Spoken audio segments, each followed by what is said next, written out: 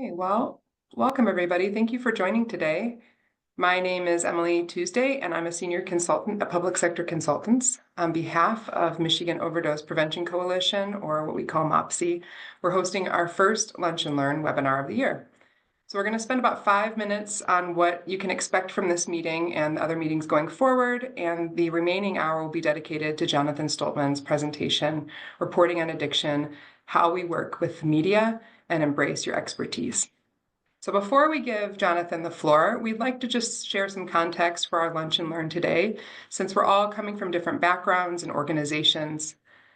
There have been 3 distinct waves of the opioid epidemic. So the first wave, it started in the 1990s with the rise of prescription painkillers and the associated prescription overdose deaths. This is the wave that is directly connected to the opioid settlement funds, which has received a lot of attention in Michigan and just nationally. It's what you're hearing kind of when you're going on the news. Then in 2010, the second wave began with a reduction in prescribed drugs, which led to an increased heroin use and a rise in heroin overdose deaths. And the third wave, where we are now, began in 2013 when an illegally made fentanyl was introduced into the drug supply, which led to a significant rise in synthetic overdose deaths. Since the opioid crisis began, we have lost over 1.1 million people to preventable drug overdoses and over 1,200 lives to overdoses in Michigan alone. These overdose victims, they're our friends, our family members, and loved ones.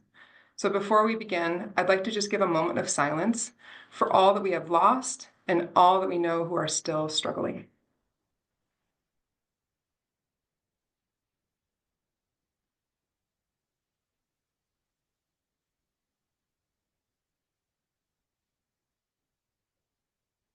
Thank you.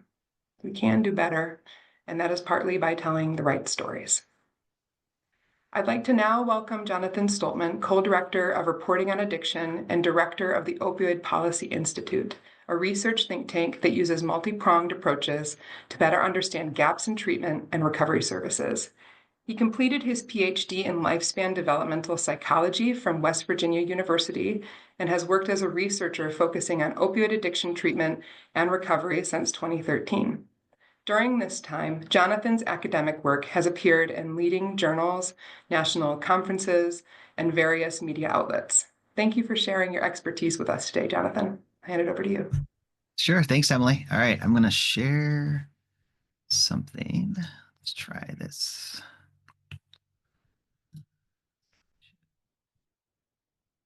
Good. Where are you? Okay. Cool. So thanks everyone for taking the time, especially during lunch. And I know everyone's super busy, so really appreciate it. And just wanted to give a shout out, of course, to MOPC for inviting me to do this talk. Very excited to talk today. As Emily mentioned, feel free to put questions in the chat and they're going to help make sure that they get to me. And then we can also unmute and make sure you share your stuff. At any point during the conversation, feel free to interrupt or ask any questions. And there should be, hopefully, ideally, sometime at the end that we can ask questions as well. So like Emily said, I'm representing Reporting on Addiction today. This QR code should take you to our website. It's just reportingonaddiction.org. It's going to have all of our resources and other trainings, talks. It has the way to reach out to us if you need technical assistance or support that we'll talk about today. So a little bit about us. It's Ashton and myself. So Ashton is a journalist and has a lot of expertise in training journalists as an educator and then working as a professional journalist. As Emily said, I bring that scientific and medical expertise. And so together we are trying to bridge this gap between experts like yourself and the news media. And you might hear Gordy on the call. I hope not, because I think he's sleeping, but that's our little pup there. And then I have no financial disclosures.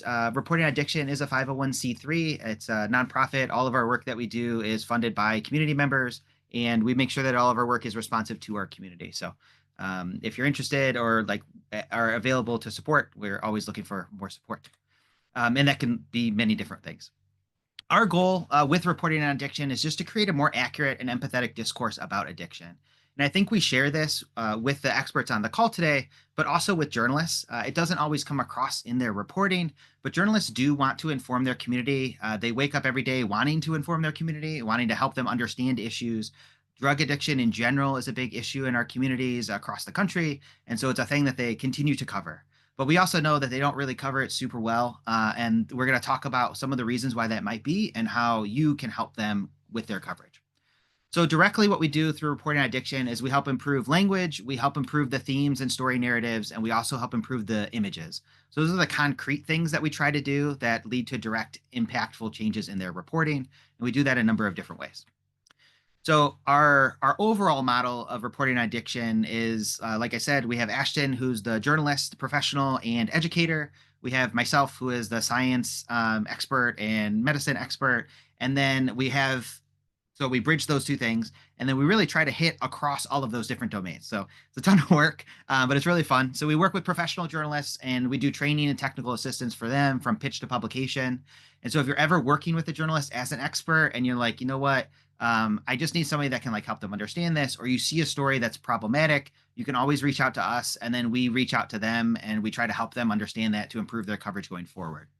We work with educators and student journalists because that's the next generation of journalists. If any of you have college age people or college age yourself, or just remember college, you might remember that like drugs was a big thing and alcohol were big things on college campuses. And so they're really interested in talking about it and understanding it. Their generation vape in many ways. And so they've seen the impact of these things in their community. A lot of them grew up during that surging overdose crisis. And so they have this really interesting and powerful drive to cover this topic in a way that's accurate and empathetic, and hopefully, lead to that change downstream. Because if we hit the professional journalists and then we hit that next cycle of journalists, you can start to see these things start to feed into it. And then we help support experts like yourself. And explain what we mean by experts on the next slide. But we do have a national database of experts. Feel free to apply on reportingaddiction.org. It's publicly available, so we'll talk a little bit about like considerations for that. But we're always looking for sources. If you're a person through lived experience, and like want to be a source but don't want to be on a public database, totally understand that. You can just fill it out, and then I have you like kind of in my pocket, because journalists come to me all the time and say I need sources, and so having those diverse sources available is really helpful. But we're not just going to like put your name out there without your permission or any of that sort of stuff. And we do that support by doing talks like we're doing today. We talk at conferences and then provide that ongoing technical assistance whenever you need help with anything related to the media. So it's important to define expertise because everybody has a kind of a different picture, probably already as I've been saying it, like, are you actually talking about me, or who are you talking about here? And we recognize that there's two main forms of expertise associated with drug use and addiction. There's those experts through experience and then experts through training. And what's really, really important is that there's an overlap in that Venn diagram between those two people. That's one of those things that journalists don't really think about when they're talking to sources, especially those experts through training. They don't always like have that consideration that, well, this person might have experienced drug use or addiction either individually or in their family or community life, and therefore considerations around how to approach that interview from a trauma-informed lens. So we try to help them understand that like this is both a really broad pool, it's a really diverse pool, and when we're talking about increasing experts in journalism, we're talking about both of these groups. It's not just talk to your local doctor at a medical center. Like that's good, and you should definitely do that because like almost nobody does that. But you should also talk to affected community members. You shouldn't talk to some random dude on the street who doesn't know anything about drug use or addiction and is just going to throw a quote out about like, oh yeah, like I don't like syringes. That's not super helpful because we have these groups of people that actually understand this issue. And again, when we talk about that overlap in the Venn diagram, one of the things to consider as an expert is basically what hat are you going to wear during that interview? That's a really challenging thing, and that's not something that like we can talk through that with you, but that's not something that we can decide for you. We have a lot of those conversations with experts as they're trying to build up their media profile, is how to approach that. Because one of the things that we hear from experts is, I was going into this interview, I had this whole plan, and I mentioned that I used drugs and was in treatment and whatever, and it just derailed the whole interview. And then the whole story was about that, as opposed to the work that I do as a harm reductionist or the work that I do as a scientist. And I wasn't expecting that. And part of the reason for that is like the journalist just heard a good story. And so when they heard that, they're like, oh man, like that's kind of interesting. I didn't know that people did this sort of work. And so that becomes the story, even though, again, that wasn't your intention as an expert. So being careful and thoughtful about that, it sucks. I'll be frank about that, but being careful and thoughtful about what hat you're wearing during the interview, because the journalist is going to take that story and just run with it however they want. So you are in control of that story, and you can share whatever you want that's appropriate for you and the message you're trying to get out. Okay, so why focus on the media? Hopefully this is obvious, but The media can change our culture. There's a lot of actual scientific evidence around that, especially around like LGBTQ issues and climate change, that how the media represented those topics did lead to substantial changes in public understanding. And so we have the same belief around drug use and addiction, that if we increase the accuracy and empathy, that we will see a broader understanding of this very complex condition. It's not like climate change is super easy. And it's not like, that's an issue that people just like intuitively are born and understand, but they were able to present it in a way that helped people understand, like, there's scientific consensus around this. This is what we should do. And there's a ton of people now that believe that. There are, of course, some people that don't.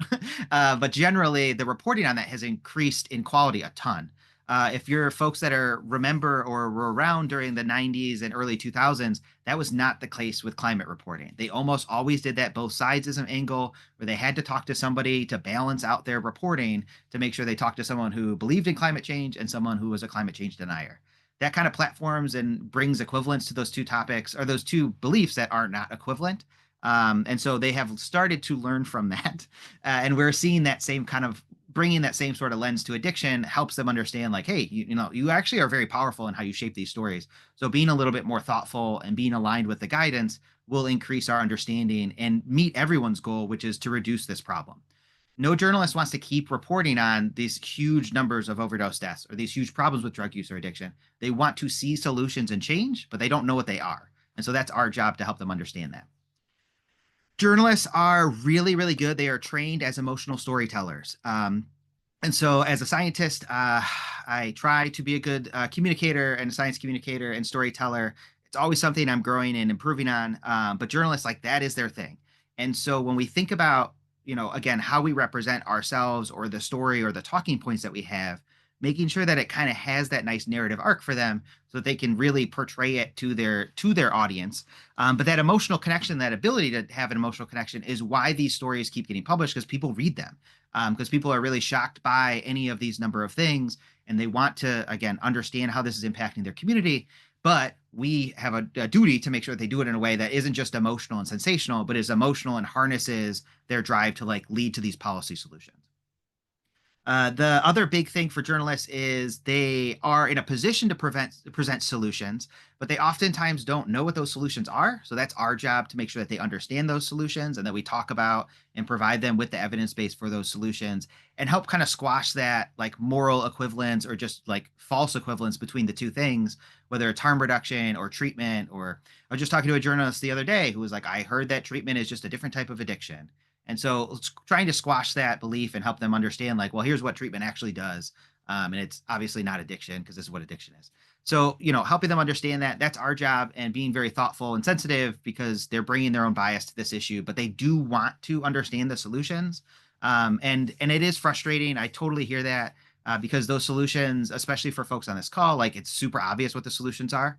But consider that journalists, they don't spend all day, every day doing this. Rarely, like very rarely, is this the only thing that they cover. And they're bringing their own perspective on it that isn't always super accurate. Or there's an editor in the newsroom who says, here's the angle for the story. Or there's some old white dude in the newsroom that's like, I covered this 20 years ago. Here's what you should talk about.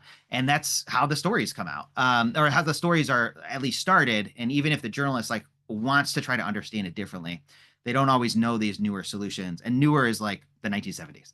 And then, of course, really importantly, journalists love and can hold powerful figures to account through their investigative work.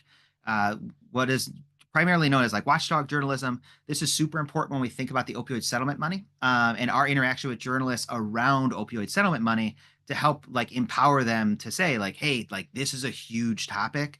It's really important. It's going to come down to you exposing some of these problematic spending things so that we can put pressure on policymakers to lead to that change.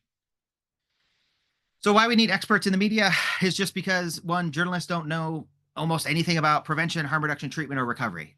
They have a loose understanding just from, these things being in the culture, whether it's on TV shows, in music, or whatever, impacted family members. But as we know, with things like harm reduction, again, there's a really long evidence base for it, but a lot of people don't have access to it or exposure to it. And so you can understand a little bit why they would come to it with some sort of reticence and be like, this is new. And mostly, again, because journalists are just naturally skeptical. Their whole job is asking a bunch of questions. So even if that skepticism is, again, like misplaced, or in a way that like comes across as like questioning the work that we do and our motivation for the work that we do, it really is coming from they try to put on the hat of a regular community member and what are the questions that they would ask of someone that's doing this harm reduction work, for example. They do want to serve their community, but they oftentimes lack sources. And so again, that's a gap that we're trying to fill. If you're ever frustrated that the local sheriff is getting interviewed again for something around harm reduction interventions, or the mayor has something kooky to say about treatment, or in West Virginia, the governor a couple of years ago just like literally whole cloth made up a prevention strategy and spent a ton of money on it, just like totally made it up. It wasn't evidence based or anything. The journalists don't know how to ask those questions, or they don't always know the questions to ask to try to question those things. They need us to try to bridge that gap and bring that expertise to them to really support their journalism and improve it in quality because they want to, again, serve their community.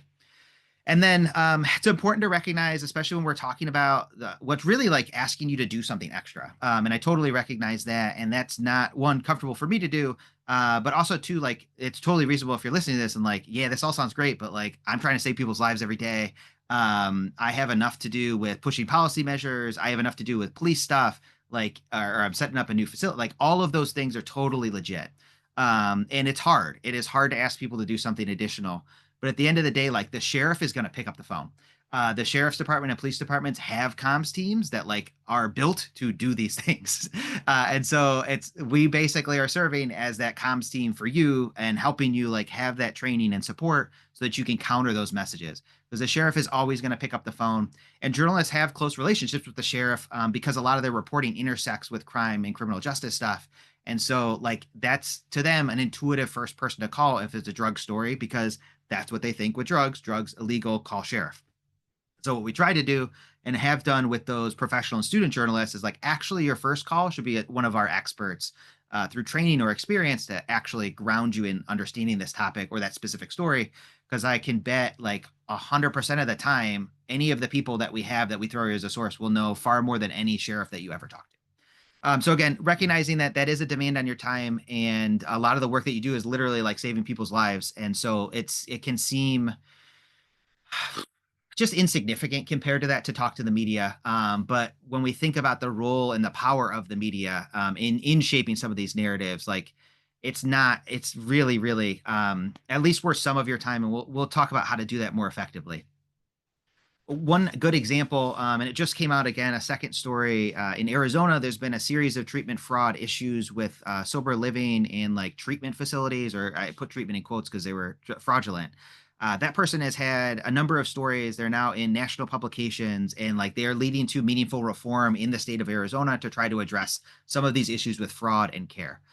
What was happening was like people were literally like just getting straight up kidnapped from reservations and in communities. If they looked like they were using drugs, there'd be vans that would just come by, snatch them up, throw them in a facility, and then start billing insurance. If that sounds terrible, it's because it is. But like the only reason that that became an issue for policymakers wasn't because those family members were able to break through. It's because the journalists just continued to beat the drum on that story, and they needed experts, and we helped them. I won't say like a ton because I give them all the credit, but we helped them a lot with thinking through that story and like how to approach it and how to understand what is actual treatment, what does sober living homes look like, all of the recovery, all that sort of stuff. So it has an impact. It can take time. And again, not every story that you do is going to be like something that's talked about on the state house or assembly floor and lead to these policy changes, but it's always going to be pushing the message forward. And we just need to continue to have that tide of messaging that's pushing it back against literally just loads of bullshit that we're seeing. Okay, so how do we support experts? We have technical assistance. So we do toolkits and we release toolkits. If there's ever a toolkit that you want or that you'd see that we don't have, reach out and we'll develop that and maybe even work together to develop it. We do trainings like we're doing today. And then we help with stuff like op-eds. I'll talk at the very end, and the resources are available on the website too. This is a link to our toolkits and training guides. And so the op-ed one is a cool one that like, hey, if you're interested or you see a story and you want to try to figure out a good way to write an op-ed, we provide that support. We've also had folks that are like, hey, I've written this op-ed, I got rejected. Can you help me like edit it? Or like, what do you think is going on? Because sometimes the editor just says, no. So it's not super useful from a feedback perspective. So we can help out with that. We've done that before. All of these resources are always made available for free. All we ask for is like your email address and you can unsubscribe immediately, but it helps to have engagement with the community that is engaging with our work so we can continue to like push new stuff, or if we update the op-ed one or have a new toolkit that you might be interested in. If we have your email, that's a lot easier. So that's all we ever ask for. Um, some of the other resources we have a language style guide. We have a visual style guide. Like I said, we work on improving the language and visuals to reduce stigma and discrimination. So we have specific resources that we've developed for that, that we do trainings with those professional and student journalists. We also created what's called the Opioid Settlement Transparency Hub. We support over 90 journalists that are doing opioid settlement reporting. And again, they don't do it like every day, all day. But whenever they have a story, they share it. If they run into issues with stories, if they need experts, any of that stuff, they need to understand like what is harm reduction. I keep hearing that we should spend money on it. Like we sit and we talk with them about some of those things. So that's been really, really rewarding and very cool because if you've been following opioid settlement, using the word transparency is like a strong word, but the goal is that those journalists can shine a light on it. The op-ed toolkit, we also have a trauma-informed toolkit, which I'll talk about a little bit for like a second when we talk about actually working with journalists, because we want to make sure from the journalist perspective that they have a trauma-informed lens, but as those experts through experience and training, that you're also like in tune with your own trauma and like making sure that you're navigating the interview in a way that you are empowered. It is your story. You don't have to talk to any journalist about anything. So I don't want to like jump on that, but I will talk about that a little bit more. And then we of course have micro grants that we do to support like direct journalism. And so like I said, we're donor supported, but for example, that pays for these development of resources. Whenever we develop resources, we develop them across our 3 different areas. So we use experts, or not use, we work with experts, we work with educators and journalists, professional and students, and we make sure that it like hits across all of the needs. Because at the end of the day, it doesn't do any good if we like create a resource and a journalist is like, yeah, I would never use this. I can't tell you how many journalists I've talked to who want to improve stigma. And they're like, usually what people send me is like 15 research articles. And I'm like, I don't even know what to do with this. Like, I need to do a story by like 5 o'clock today. Like, what the hell am I supposed to do? And we talk to those experts and they're like, oh, I just really want to like help journalists not do things that are associated with stigma or discrimination. So I send them all of these links. And it's like, that's great. I really appreciate that you do that. But like a journalist can't do anything with that. It's too much information. And so we work really hard by working with journalists to distill that information in a way that's usable for them. And of course that means like different things to different people, but that's our goal. And that's our mission. And it's been really successful. We've gotten really great feedback from a journalist that like, 1, I didn't even know that the AP style book changed. 2, like, this is super easy now that I know to do this. And then they just, boom, they run with it. So the micro grants are a way to support direct journalism. And so last year we did 4 micro grants. We're doing another round this year where we work with the journalists, but we also work with experts in their community because we work across the country. And so we'll pair them with experts through lived experience and training that can help them with that story from the beginning to the end. So that's been really rewarding. And then, the other reason why to donate is the resources themselves. We also pay people when they are providing that expertise and support. That's really important to us.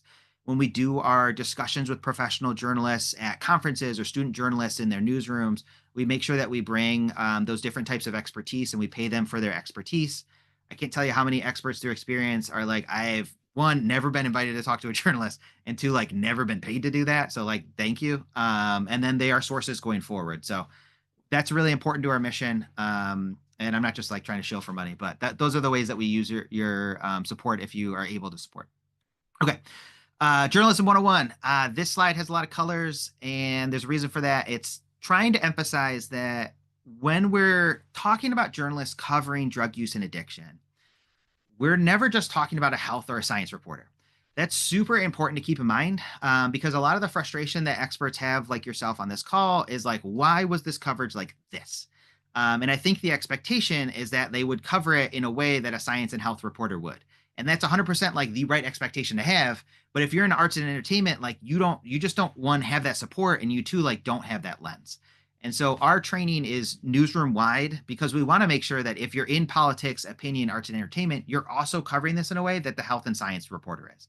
It doesn't do any good if the education person is talking about addicted babies that are going to be in the classroom in 5 years, and all the first grade and kindergarten teachers are like pulling their hair out, and the health and science person is like, so there's not such thing as addicted babies, and in fact it's actually like opioid exposure in utero is highly treatable, and not really that big of a deal. So that's where you start to see that conflict in between reporting and, like, again, super frustrating. I get that. And our goal is to try to make sure that, one, we understand that, like, basically the whole newsroom is covering this. And so we want to make sure we support the whole newsroom and also have patience. Isn't like, it's hard in this situation to like ask for patience when they are doing something that's harmful, but patience in the sense that, like, you can get the arts and entertainment to improve their coverage if you work with them. It doesn't have to be just a science reporter that you work with or a health reporter, or if they've had problematic reporting in the past, that doesn't mean that they will continue to if they start to understand this, because usually they're not helped. And their, their editor doesn't understand this topic in the same way that you do. So just keep in mind, the request could come from literally anywhere. And that's very interesting when it does. When you're thinking about the interviews, there's a few different types of reporting that you might get asked for. So like the daily coverage, those investigative ones, make sure you understand like what it is they're trying to do. If it's an investigative piece, then like that's a longer term thing and they don't probably need a response today. If it's daily, they probably need a response today or tomorrow. And so that can help you with triaging it if you understand that.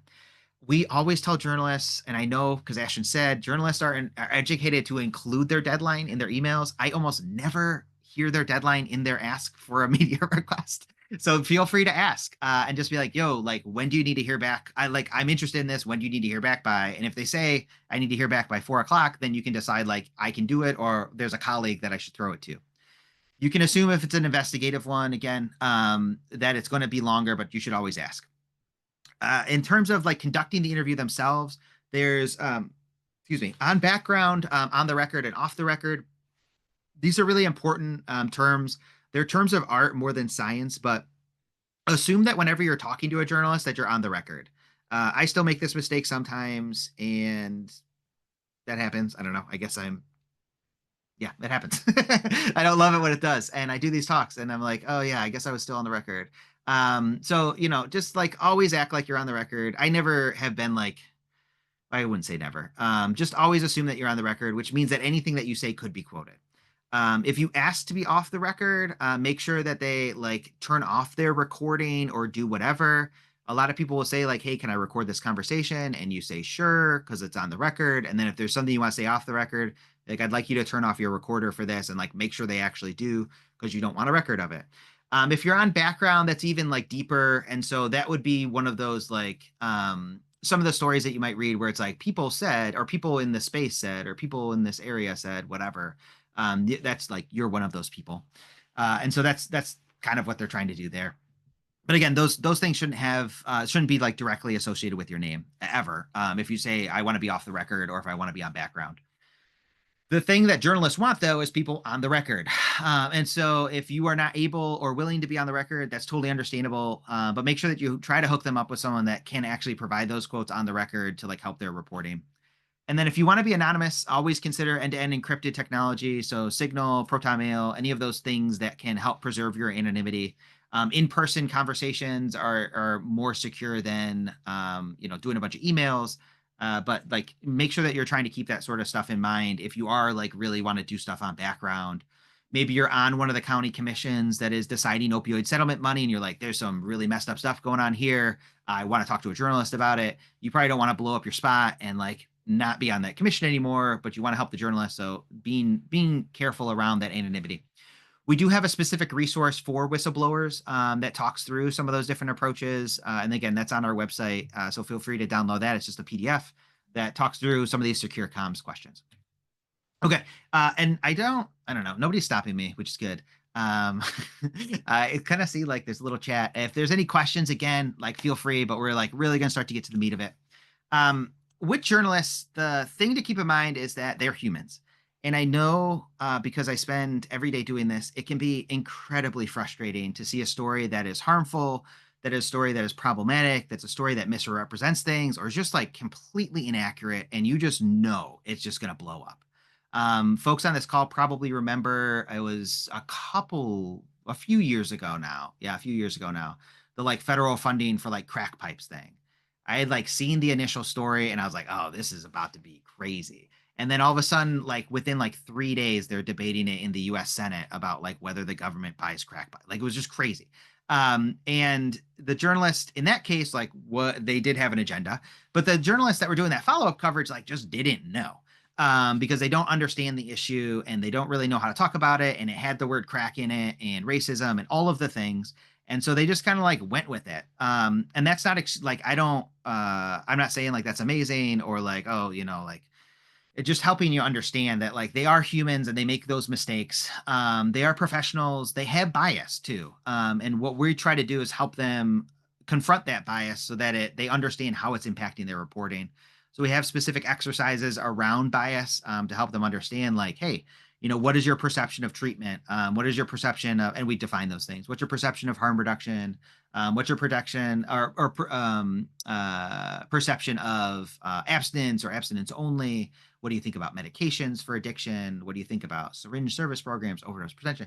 And you drill down on those things and they can like reflect on it and see like, whoa, like, I guess I do have some really strong thoughts here. Maybe that is impacting how I think about or who I talk to or my sources, and it can help them reevaluate. So that's one thing to keep in mind. And that like, well, our goal is always perfection. The reality is not perfection. And what we try to see and improve and like the journalists that we continue to work with, which again is like really hundreds at this point, is trying to see that iterative improvement, that the stories get better, that the people that they include are more rich and diverse sources, that they talk to those different expertise, that they platform those folks, that they get that word out.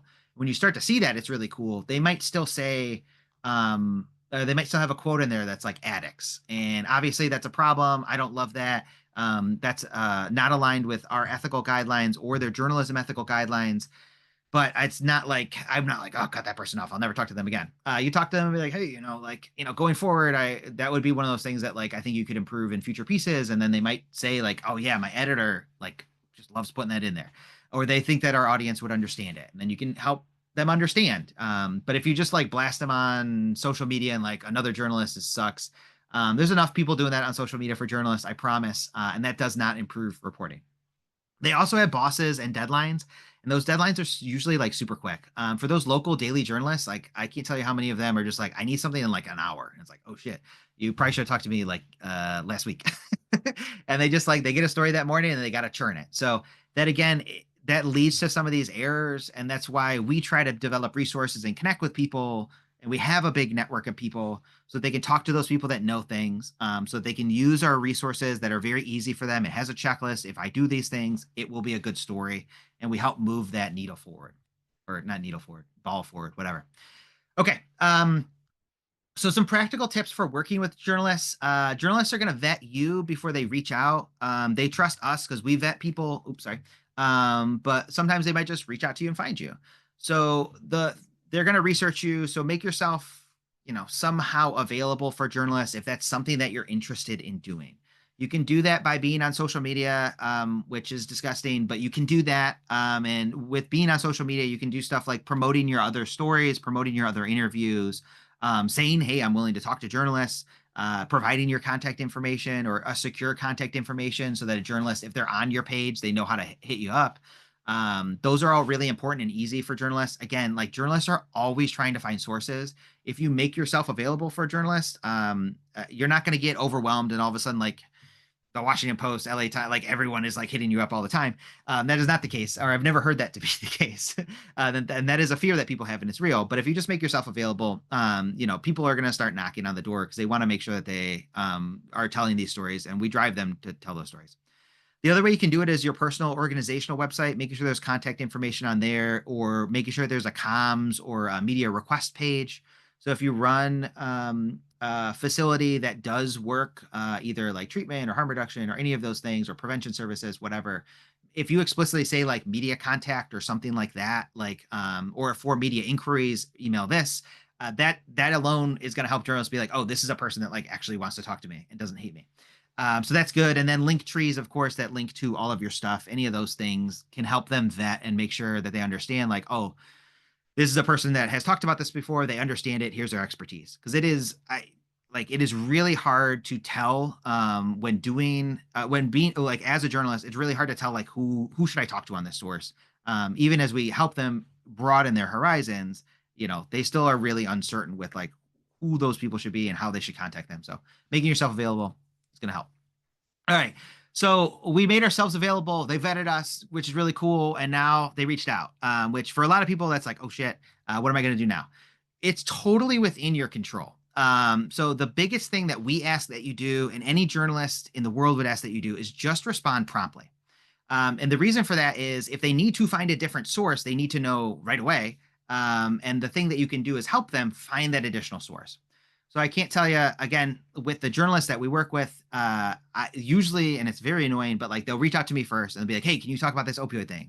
I'm like, "I didn't like start reporting on addiction is to like talk to the media all the time. I want you to talk to other people. And so here are these other people that are in your community or whatever that are experts that do these things that are related to your thing that like should be able to respond. And if you can't get a hold of them, like let me know and I will find more people. But always throwing them those sources can be super helpful. I try to prioritize underrepresented folks, those people with diverse backgrounds and experiences, and then those folks that are sometimes more junior in their career or like just trying to get started because media coverage or like talking to the media it's a skill, it's a muscle. And so trying to build that up and feel more comfortable going forward can be really great. And I know from when, I started doing this media work that like when you see yourself in the if it's done well. When you see yourself covered in it, you're like, oh, that's kind of cool. Like some random, I don't know, cousin reaches out and they're like, oh, is this you? And you're like, yeah. Do you know anyone else that like looks or talks like me? So like do that. But throw them sources. And if you're at an organization, it's worth talking through, like figuring out how you're going to navigate that. And so what we mean by that is, hey, if you have that media contact, what is your way to quick response to that? If do you have like two or three people in mind? Do you have other aligned organizations that you could toss them to? Figure out that media strategy so that they're not just left like like they don't have sources. Cause like at the end of the day, again, they will cover that story and they know that there are some people that will pick up. So if you pick up because you actually know stuff, that's better. The other thing you can help them do, even if you decide you don't want to talk to them, which is totally fine, or I don't have time or whatever, is just say like, hey, here are some things. That's a really interesting story. Here are some things to like keep in mind if you're talking to other sources. So like what we like to say is like red flags because journalists don't in this space in particular, like don't really know what's a problem or like not a problem. And so they might have reached out to three people and you might know like one of those people, like, well, they're like totally out of step with what the evidence and science and consensus is. They keep getting in the media, so like it makes sense that they keep getting contacted, right? Like you can see like how that happens because they don't realize that like what they're saying is wrong. In my world, which is pregnancy and drug use, there's a couple people that are just like really big on abstinence only approaches for pregnant people who use drugs. It is incredibly problematic. The outcomes aren't good for mom or baby. It is dangerous because of withdrawal. It is inhumane and unethical. It's like all of the things.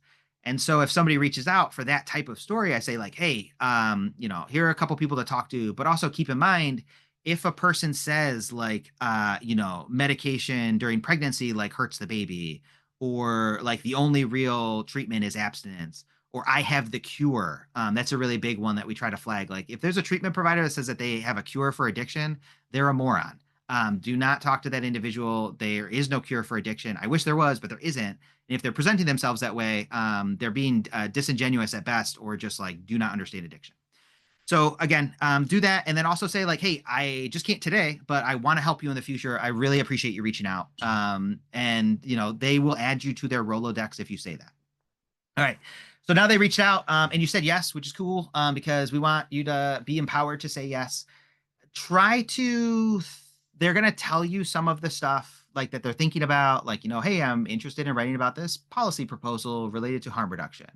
So you can anticipate kind of where they're going with that. And again, thinking about it at like 1,000-foot view, they probably know nothing about harm reduction. And so what are the things that they're going to ask me? They're going to ask me about what is harm reduction. They're going to ask how do syringe service programs work. They're going to ask about naloxone. And so I want to talk about cost savings, ethical care, meeting people where they're at. And so you write down, these are the things that I want to do. These are my take home messages. And once you do that, you're going to, again, one, be prepared, but also really make sure you work backwards from that take home. we've worked with some of those experts through experience on that trauma-informed kit. And one of the things that they talked about was like, especially early in my recovery, the way that I shared my story was very about like kind of the blood and guts and like sensational details, but there wasn't like a message. It was just like when I used drugs and chaotic use and had an addiction, things were bad, and now like things are better. So like I guess the message was like treatment is good. But now that individual is like, I really am very thoughtful with I don't even share any of that crap because like it's not relevant to why I'm talking to them. My take-home points are, we want to make sure harm reduction is available, want to make sure treatment's available, and these are the things that we should do from a policy solution. So getting comfortable with and practicing again, and it being empowered to like say no or what it is you want to talk to. They might try to get you off your talking points, and people might feel a lot of different ways about politicians on this call. But like one of the things they're really, really good at, and it is super annoying, is they stick to their talking points. The reason they do that is because that's the only thing that the journalist is going to publish. And so if you have your 3 things, say your 3 things and keep going back to your 3 things and then say your 3 things again. Again, not like don't just like do it in order.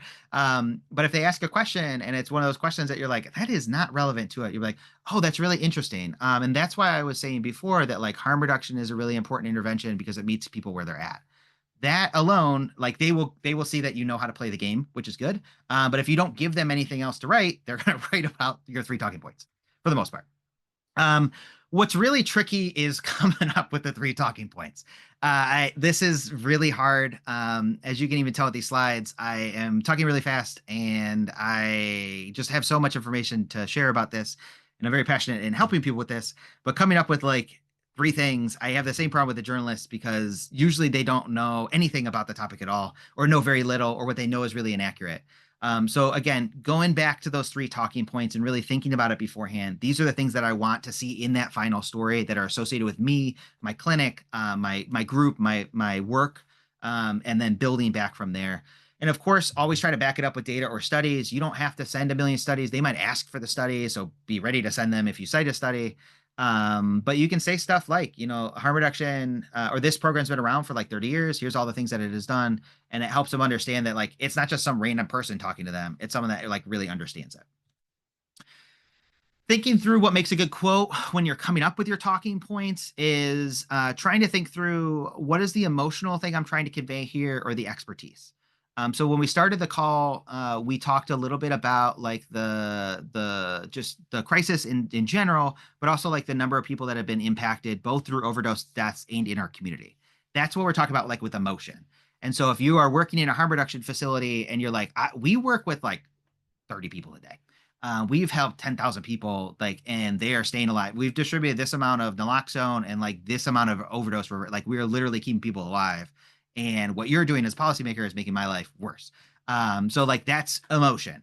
And then you can also lean on your expertise. I've been doing this for this number of years. Here's my training or expertise. Here's my experience, blah, blah, blah, blah, blah. What they're trying to do is often find something beyond common knowledge, and that's going to be like the thing that you're quoted for. But remember, what's common knowledge to a journalist in drug addiction or their population is like almost nothing. And so you don't have to get super high-minded or anything. Just have it be really basic. Journalists are writing at a 5th grade level. A lot of people don't know that, but when you're doing your quotes or talking to them, make sure you're keeping it at that really basic understanding, very simple framing and wording, and not these like huge long stories and quotes that there's like, if you just talk for 5 minutes, you have no idea what they're going to quote because you've just said something for 5 minutes and they might pull like 3 words out of it. And you're like, that's not what I meant. So stay focused, stay in that 5th grade mindset of like, or science communication, 5th grade level that they're going to need when reporting. And then, of course, always feel free to say, like, I don't know, or that's not my area of expertise. I got this other person that I think you would want to talk to. I don't have that number off the top of my head. I can send it to you later. I do that all the time. And also because, like, the numbers change. And so I'm like, you know what? I'm not going to say the wrong number because that's the number they're going to publish and it's going to be next to my name. I will just look it up for a second after the call and send it to you. And they're not like, no, don't do that. They want the right number. So always make sure you do that. And recognize that like there are lanes. And when we're talking about drug use and addiction, it's of course you have experience, but what is the expertise you're trying to convey to the journalist, and like stay in that lane as much as possible. I am not a medical provider. I don't have an MD. And so when they're asking about prescribing guidelines for treatment, or like, does this make sense as a dose? Or does this, like, I can talk about treatment broadly, but if they ask really specific medical questions, I'm like, yeah, you should definitely talk to a doctor about that. Like, that's their thing. Here's the things that I'm here to talk about. And they appreciate that. Um, yeah, it's got too many. I think there's question. I don't know. So feel free to stop me if there are. But when we talk about preparation, and this is probably a good place to stop ish, and then I'll like literally fly through the last slides. But I will send these and make them available, because there's like concrete things that I think are useful if you are getting ready to do an interview. But I want time for questions and stuff. For journalist prep, this is the thing that again gets really frustrating for folks, is they're like, they ask me the stupidest questions. Like, I cannot believe that they said this or that. They're asking that because their audience, they're writing to an audience at a fifth grade level. And so they're trying to understand and convey like very basic topics about drug use or addiction. And they're trying to get you to say the thing. I can't, like, there are so many journalists that are like, oh, I like understand this. I've been reporting on it for 10 years. I just have to ask the question that way because like it's not me as a journalist saying it, it's you, the expert, that I need a quote from, right? And that can be really frustrating because like, do they understand what harm reduction is? And they might, they might not, but they might, and they might be just asking it that way because like they need a quote of you saying like harm reduction, our evidence-based principles, right? So they need you on audio, they need you on video or whatever, answering those questions. And it, again, I recognize that that's super frustrating, but like that's what they're looking for. They need that content to be cited by this expert. You also want to help them with their specific story. There might be a lot of things going on in your life, your community, or whatever, and like the thing that they're asking for is not something that you're interested in talking about. Fine, throw them to someone else and triage it that way. But if you're gonna talk to them, like talk to them about the thing that they're asking you about. Don't derail the story by talking about all this other random stuff. Make sure you answer their questions, because if they feel like they just wasted a half an hour and they like didn't get the thing they needed for their story, who would come back to you as a source and be like, oh, the last time I talked to them, I did not get a single quote and I still was confused. And like I had to like call three other people afterwards. Or, hey, I'm going to help you with this story, but I think that there's this other thing that you should be considering when reporting in the future, because they'll almost always ask, hey, is there anything else I should know? And then you could say, yeah, like this other stuff. So just make sure you help them with their specific asks or questions and don't derail it. Like that's not kind. Are there, Emily, Aaron, are there questions? I saw like something like popping off, or maybe it's people sharing stuff. Yeah, just a question about like whether these slides will be shared after, and just that yes, we'll make sure to show the recording and everything. And Cool. Cool. I anticipated that because they are too long. Okay, going back to, keep it simple. And then make sure you can use phrases like, does that make sense to you?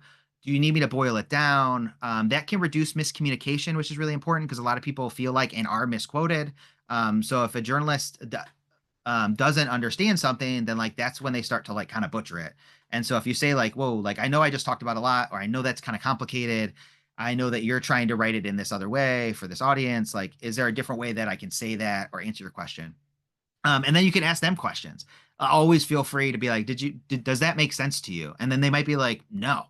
But if you don't ask that, they're not going to say like, I don't understand. I still don't understand why somebody would use drugs. You say, well, like, I guess I'll just say it a different way. Obviously nicer than that. But like by doing that, that helps you understand like this is the barrier that they're still running into in writing their story, as opposed to like reading the final story and being like, whoa, they like totally didn't get that still. And you're like, well, did you help them understand that during the course of the conversation? Maybe, maybe not.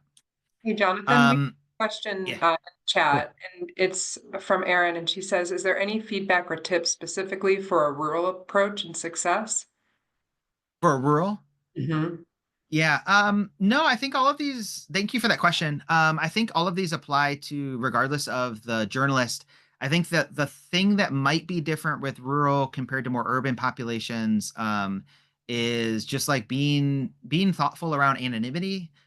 Especially if you're in a small town and you want to make sure that you help the journalist cover the story, but you're not as comfortable with like everybody knowing, I don't know, either it's your drug use history or the work that you're doing, because it is maybe a little bit underground. So that's a consideration. And we advise journalists to use anonymous sources in this space, especially if they have lived experience. because it is a health condition, and we do that with literally every other health condition. And there's a lot of stigma and discrimination. But that's a type of thing, Aaron. I think it was Aaron, or maybe it was Emily. That's the type of thing that you can have that conversation with and negotiation with beforehand, and say like, "Hey, I'm happy to talk to you, but like, I live in a rural community. There's a lot of discrimination about this. I want to make sure that when you do the story, that you like protect my identity." And then see what they say. Some journalists can't or won't, but you don't want to get like to the end of the interview and be like, "Hey, can that be anonymous?" You want to have that conversation up front. Does that answer your question, Aaron? I think it was. I'll let her put something in there, but thank you, Jonathan. Okay, sure. Yeah, that does piggyback into the trauma-informed stuff.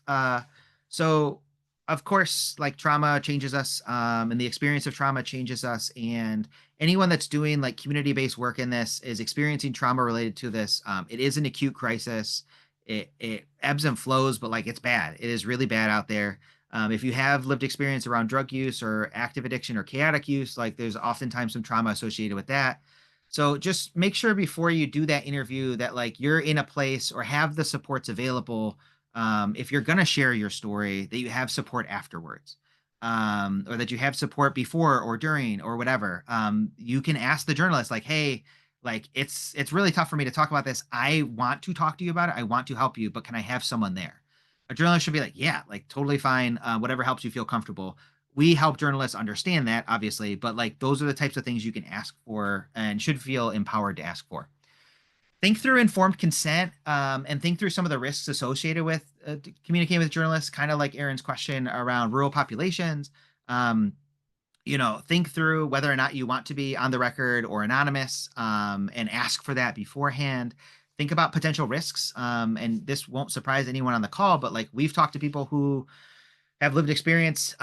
They've done media interviews and they're like, "I just didn't think about like my family knew that I used drug during pregnancy, but like I didn't think about how like my mom's coworkers didn't know that." And like that was on the news. And then the next day she showed up at work and everyone was like, "They did what?" And so like we just like weren't prepared for that or didn't think through the implications of that or prepare them for those conversations or whatever. So thinking of that, but also like, and that's pretty different than like this other scenario of we've had some people that are like, "I did a media interview and like my landlord didn't realize I used drugs and literally like my shit was on the curb when I got home." And yes, that's illegal and discriminatory, but like that person that day like does not have housing, and it has to find a lawyer to fight it or find additional alternative housing and other things to like help with their stability and overall well-being. So like helping understand those risks before you get in there, and we have those trauma and informed consent things to help people understand as a journalist, but also yourself, as a person with lived experience that's talking about this, that like, hey, like this stuff's gonna live forever. It's gonna be on the internet. You don't want it to come back and haunt you at some point. And so again, being thoughtful with how you approach it and being sensitive and keeping that in mind that the internet has a long history with these things. You have power as an interviewee. It is your decision what to share or not to share. Like I was saying before, you don't have to talk about your active or chaotic use if you don't want to. They might push you on those things, and you can say like, "That is not something I'm comfortable talking about," and then you go back to your talking points. We have talked to some folks or like a number of folks with lived experience who say like the journalist just kept pressing and I felt like I like had to because like I agreed to the interview. And you do not have to. I can understand like why people would feel that way, and there is a power imbalance, but like ultimately it's your story and you are completely in control of your story. So share what you are comfortable with, and do not share other things that might end up being problematic. And then of course keep your own health in mind. Like I said, it can be really hard to like just talk about this stuff in general, even if it's not your own story. If you're talking about a loved one who had an overdose, that can bring all of that stuff up again. And so it's really, really challenging. We recognize that. We still see a value in doing that, and just want to make sure that people, when they're doing these conversations or having these conversations, are having them in ways that don't cause further harm to themselves or their loved ones. So that's, I think, a good place to stop because I'm close to time and there might be questions. Great, thank you, Jonathan. I just added links to some of the resources that Jonathan was mentioning during his presentation into the chat, so folks can grab them there. And as Emily mentioned earlier, we will make sure to share out this information in an upcoming email and post the recording on our website. But again, feel free for folks that do have questions. We've still got some time, so if you'd like to, you can throw things in the little Q&A spot that's on the bottom of your screen there. But thank you, Jonathan. That was wonderful. Yeah.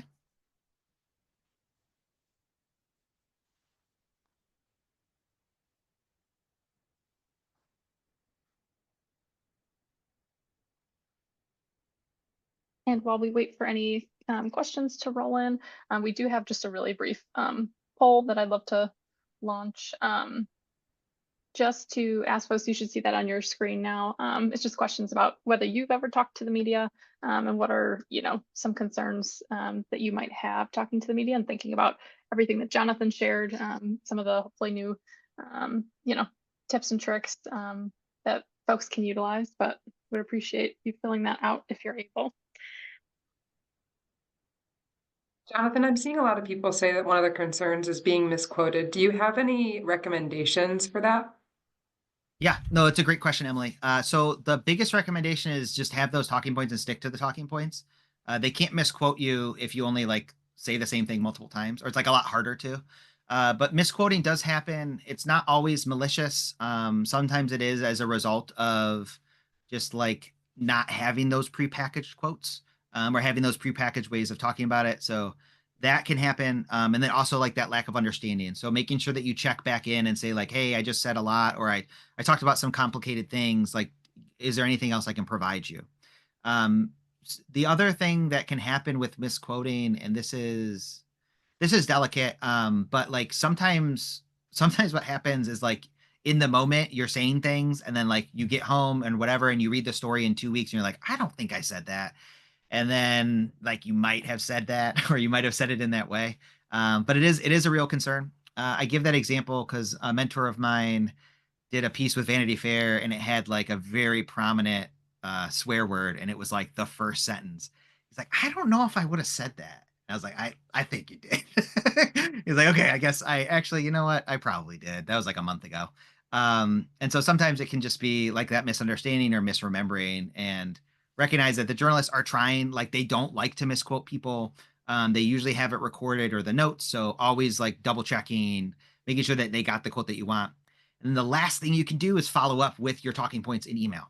That's one thing that I think we don't do enough of as sources, is just say like, hey, just like, thank you for taking the time. Really appreciated talking. Just wanted to reinforce these three things. And if they have it in writing, boom. You can also do the interview in email and just say like, I don't have time to talk today, but like if you send me questions, I can respond. And then there's not really any way that they can mess that up. If they mess that up, then like, again, might be busy, might be just not very good at their job. But it's not usually because they're like trying to be malicious or do harm. There's two questions in the chat that are kind of similar. So they ask, how do you push for an editing review prior to publication? And then the other person asks, if you are misquoted, how can you address that? Yeah.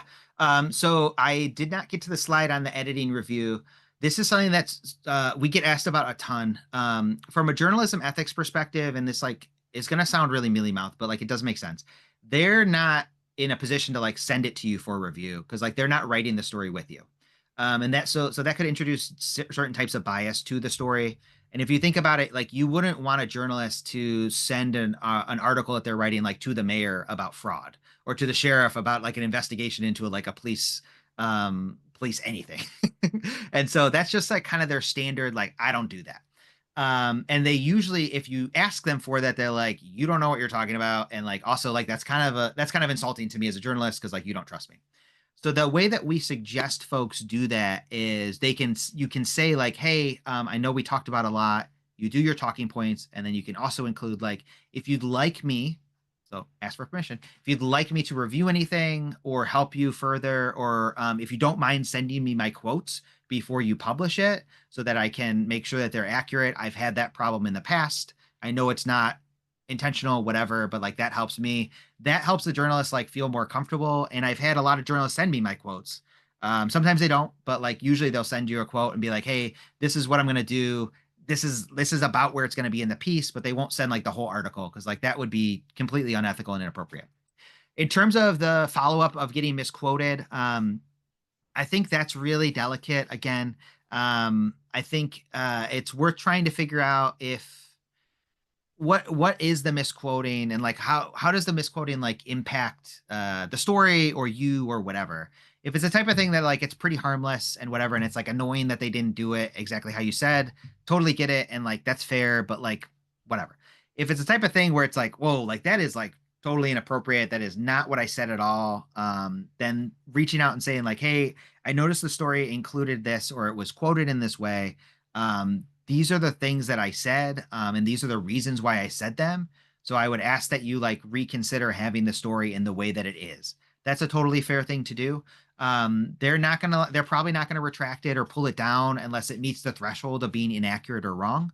And they're also not gonna do that if they were like summarizing or like trying to get like the thing that you were saying, but like kind of butchered it when they were doing that. Because that doesn't like meet again their threshold of what would be considered a retraction worthy thing. So it's really tricky. But evaluating like, is this bad enough that like I should say something? And if so, approaching it like fairly delicately. You can also just be like, I don't need to deal with that person again. And then you just say like, I'm done with this. Or you say, hey, if they contact you later, just be like, hey, the last time I talked to you, you misquoted me. I have a big problem with that. How are we going to make sure that doesn't happen going forward?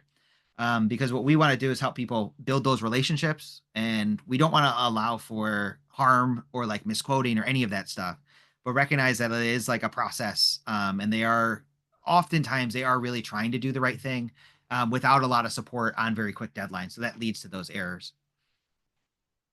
Excellent. Other Thank you questions so or much. thoughts? Sorry.